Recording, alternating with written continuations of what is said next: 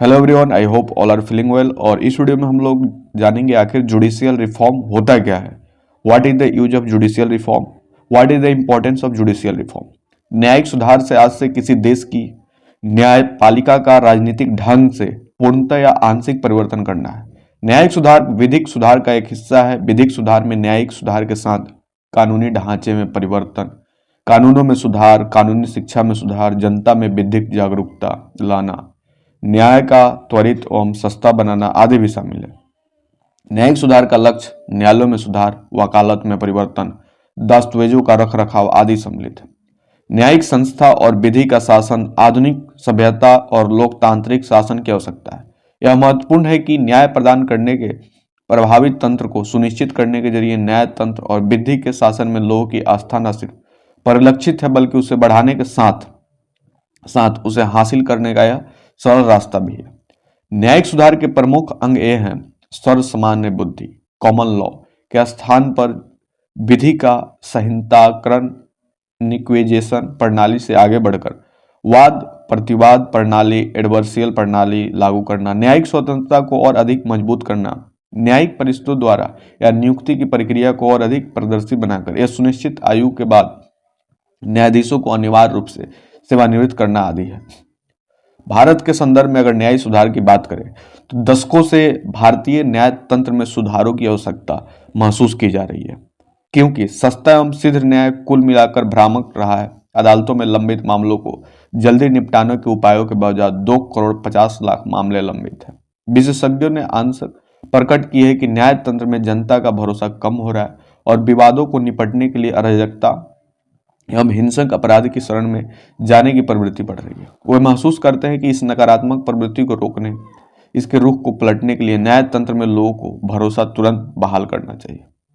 पिछले 5 दशकों से भारतीय विधि आयोग, संसदीय अस्थायी समितियों और सरकार द्वारा नियुक्त अन्य समितियों, उच्चतम न्यायालयों की अनेक पीठ, प्रतिष्ठित वकील और न्यायाधीश, विभिन्न कानूनी संगठन और गैर सरकारी संगठनों जैसे विभिन्न कानूनी स्थापित सरकारी प्राधिकरणों न्याय तंत्र के में समस्याओं की पहचान की है और उनको जल्दी दूर करने का आह्वान किया है। फिर भी ऐसी अनेक सिफारिशों का प्रभावी कार्यान्वयन अब भी लंबित है। गृह मंत्रालय की संसदीय अस्थायी समिति के अनुसार 2001 विधि आयोग की प्राय 50 रिपोर्टों कार्यान्वयन की प्रतीक्षा में है।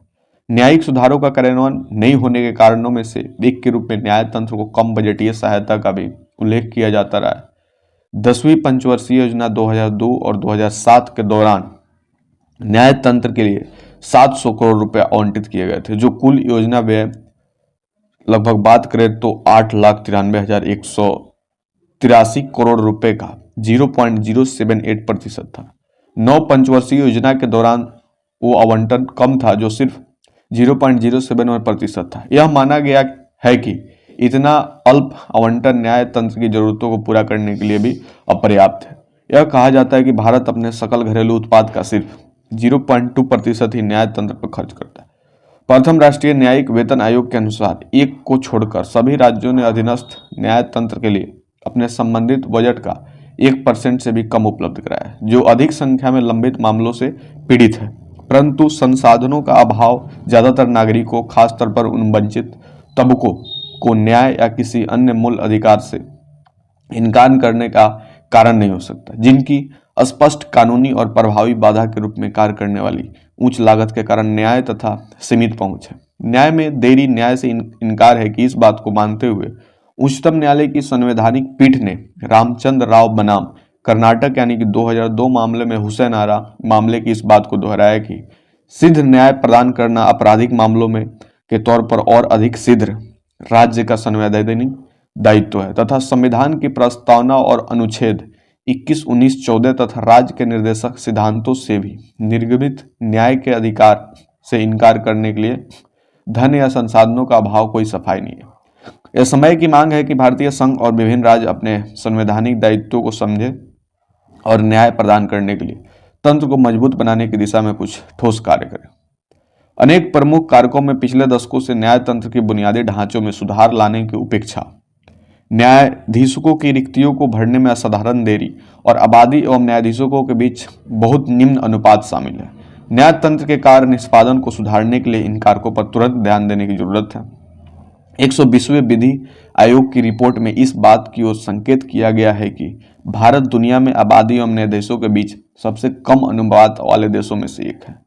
अमेरिका और ब्रिटेन में 10 लाख लोगों पर करीब 150 न्यायाधीश हैं, जबकि इसकी तुलना में भारत में 10 लाख लोगों पर सिर्फ 10 न्यायाधीश हैं। अखिल भारतीय न्यायाधीश संघ के अनुसार उच्चतम न्यायालय के सरकार को न्यायाधीशों की संख्या में 2007 तक चरणबद्ध ढंग से वृद्धि करने का निर्देश दिया गया था, ताकि 10 लाख की आबादी पर 50 न्यायाधीश हो जाए, जो अब तक पूरा नहीं किया गया।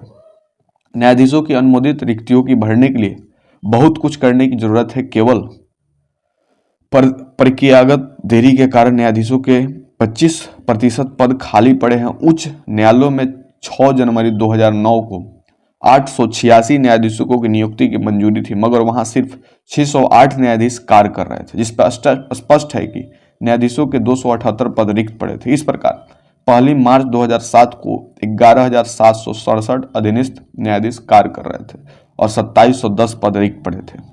हालांकि हाल के वर्षों में अदालतों की कार्य प्रणाली की सुधार लाने के लिए उपाय किए गए हैं। केंद्र सरकार ने फरवरी 2007 में बेहतर प्रबंधन के लिए न्याय प्रदान करने के तंत्र में सूचना एवं संचार प्रौद्योगिकी के अनुप्रयोग के लिए देश के सभी जिला एवं अधीनस्थ अदालतों के कम्प्यूटरीकरण और उच्चतम न्यायालय एवं उच्च न्यायालयों के सूचना एवं संचार प्रौद्योगिकी के बुनियाद ढांचों को उन्नत करने के लिए योजना मंजूर की थी। 442 करोड़ रुपए की यह योजना 2 वर्ष में पूरी की जानी थी। इस परियोजना के तहत अब तक न्यायिक अधिकारियों को 13,365 लैपटॉप, करीब 12,600 न्यायाधीश अधिकारियों को लेजर प्रिंटर उपलब्ध कराए जा चुके हैं तथा 11,000 न्यायिक अधिकारियों एवं अदालतों में 44,000 कर्मियों को सूचना एवं संचार प्रौद्योगिकी उपकरण इस्तेमाल करने का प्रशिक्षण दिया जा चुका है। 489 जिला अदालतें और 896 तालुका अदालतों के परिसर में ब्रॉडबैंड संपर्कता उपलब्ध कराई गई है। इस परियोजना के तहत देश में सभी अदालत परिसरों में कंप्यूटर कक्ष स्थापित किए जाने हैं। अदालतों के इस समर्थ बनने से अधिक दक्षता से कार्य करने और मुकदमे का तेजी से निपटारा करने में मदद मिलेगी। इससे उच्च अदालतों के साथ इन अदालतों का नेटवर्क बनेगा तथा इस प्रकार अधिक जवाबदेही सुनिश्चित होगी। ढांचागत सुविधाओं के विकास के लिए केंद्र प्रायोजित और योजना 1993 यानी 1994 से चल रही है, जिसमें अदालत के भवनों और न्यायिक अधिकारियों के लिए आवासीय जगहों की स्थापना शामिल है। इस योजना के तहत 206 और 7 2008-9 राज्यों के 286 करोड़ यानी कि 19 लाख रुपए जारी किए गए। 10 वर्ष की अवधि के लिए ऐसी आवश्यकता के अनुमानों वाली सापेक्ष योजना के आधार पर 11वीं पंचवर्षीय योजना के दौरान न्याय तंत्र के लिए परिव्यय की मांग की गई। इस बीच एक से अधिक पारी में काम करने वाले अदालतों के मौजूदा बुनियादी ढांचों के अधिकतम इस्तेमाल से मुकदमे को तेजी से निपटाया जा सकता है। गुजरात ऐसा राज्य है जहां संध्याकालीन अदालतें कार्य कर रही है और सराहनीय परिणाम दे रही है। 11वीं वित्त आयोग की सिफारिश पर बनाई गई फास्ट ट्रैक अदालतें की लंबित पड़े मुकदमे को निपटने में प्रभावी सिद्ध हुई। इसके मद्देनजर सरकार ने राज्य को केंद्रीय सहायता उपलब्ध करवाकर सत्र स्तर पर संचालित 1562 फास्ट ट्रैक अदालतों की समय अवधि बढ़ा दी।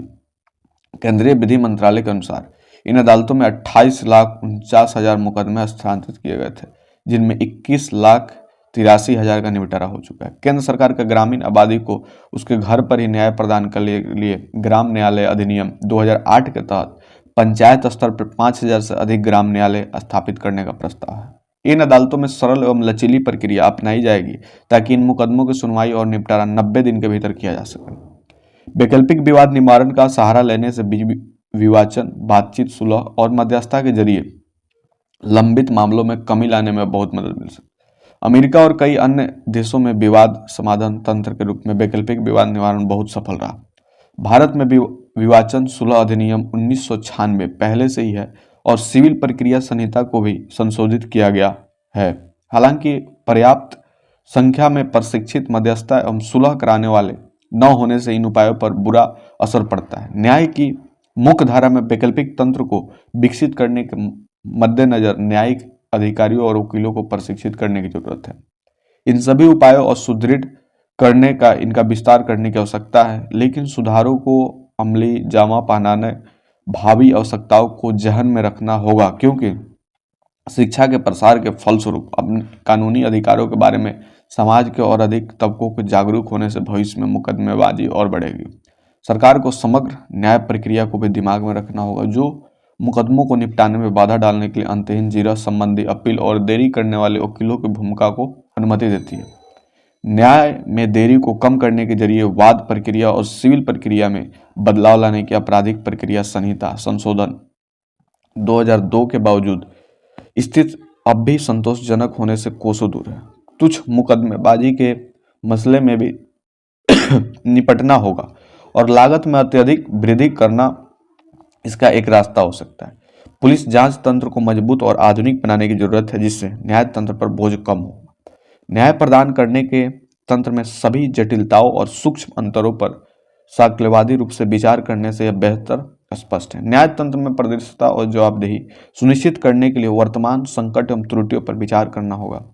यह भी याद रखना होगा कि न्याय में देरी पर्याप्त सबूतों का नहीं होना वास्तविक जीवन की स्थितियों में संवैधानिक एवं कानूनी सिद्धांतों को लागू करने में असमर्थता लोगों के जीवन में तबाही लाते हैं।